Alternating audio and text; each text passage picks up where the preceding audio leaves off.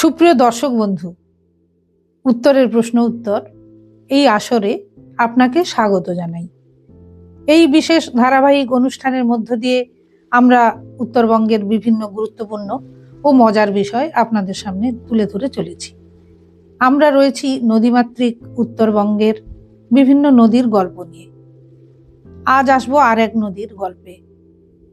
ভুটানের 600 থেকে 900 মিটার উঁচু পাহাড়ি ঢাল থেকে নীরবে নামতে শুরু করে রেতি সুকৃতি।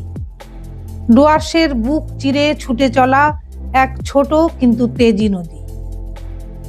মাত্র 30 থেকে 40 কিলোমিটার পথ, তবু তার স্রোতে আছে পাহাড়ের কোলাহল আর সমতলের গল্প। উপরের দিকে নদীর প্রস্থ মাত্র 20 থেকে 30 মিটার, একটু নেমেই তা বেড়ে দাঁড়ায় 40 থেকে 60 মিটার। চামুরচি বানারহাটের দিকে গেলে নদীটা আরো প্রশস্ত, 60 থেকে 80 মিটার। আর বর্ষায় হঠাৎ ফুলে ওঠে 120 থেকে 180 মিটার পর্যন্ত। শুকনো সময়ে গভীরতা 1 থেকে 2.5 মিটার হলেও বর্ষায় সেই গভীরতা নেমে যায় 4 থেকে 6 মিটার। হিমালয়ের ঝোড়ো বৃষ্টির সাথে সুর মিলিয়ে রেতির ক্যাচমেন্ট এলাকা প্রায় 150 থেকে 220 বর্গ কিলোমিটার। ভুটানের ঢাল থেকে ডুয়ার্সের সবুজ সমতল পর্যন্ত ছড়িয়ে। এই নদীর স্রোত ফ্ল্যাশি, অর্থাৎ হঠাৎ বাড়ে হঠাৎ কমে। আর সেই কারণেই ডাউন স্ট্রিমে বানারহাট চামুরচিতে ঝুঁকি তৈরি হয়। ছোট ছোট ঝর্ণা, পাহাড়ি নালা মিলে রেতি তৈরি করে ব্রেডেড আর মিয়েন্ডারিং পথ। তাই তার তীরের মানচিত্র বদলে যায় বারবার। বর্ষায় বালি পাথর জমে নদী আরো চঞ্চল হয়ে ওঠে। কোথাও তীর ভাঙে, কোথাও নতুন চরের জন্ম দেয়।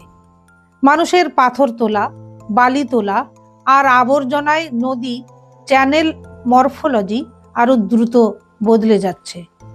তাই 2024 থেকে 25 সালে শুরু হয়েছে নদীর বাঁধ শক্তিশালীকরণ ও সুরক্ষিত করার কাজ করছে রাষ্ট্র। রেতির রূপান্তর সরাসরি প্রভাব ফেলে টি গার্ডেন, গ্রাম, রাস্তার, বাজারের জীবনে। কখনো আশীর্বাদ, কখনো উদ্বেগ। পাহাড়ে কত বৃষ্টি হয়েছে তা বুঝতে চাইলে নদীর গর্জনই যথেষ্ট। হঠাৎ ফুলে ওঠা নদী সব বলে দেয়। এই নদীর কোনো স্থির পরিমাপ নেই। সময়, ঋতু আর ভূপ্রকৃতি মিলেই প্রতিদিন নতুন রূপ দেয় তাকে।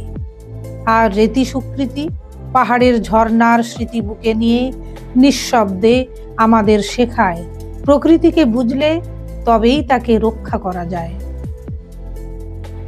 এবার আসি প্রশ্ন উত্তর পর্বে। আপনাদের বলতে হবে, এই নদীর তীরবর্তী পাহাড় অঞ্চল থেকে এক বিশেষ ধরনের খনিজ উত্তোলন করে বা আহরণ করে নিয়ে যাওয়া হয় এক শিল্পে। এই খনিজটির নাম কি? উত্তরটি আপনারা আমাদের কমেন্টস বক্সে লিখে জানাতে পারেন। এই অনুষ্ঠানটি আপনাদের সামনে উপস্থাপনা করছে এনবি ইনফো নামের একটি সামাজিক সংগঠন। আপনারা এনবি ইনফোর বিষয়ে বিস্তারিত জানতে চাইলে এই পোস্টের প্রথম কমেন্টসে ক্লিক করুন। ভালো থাকুন বন্ধু, সাথে থাকুন।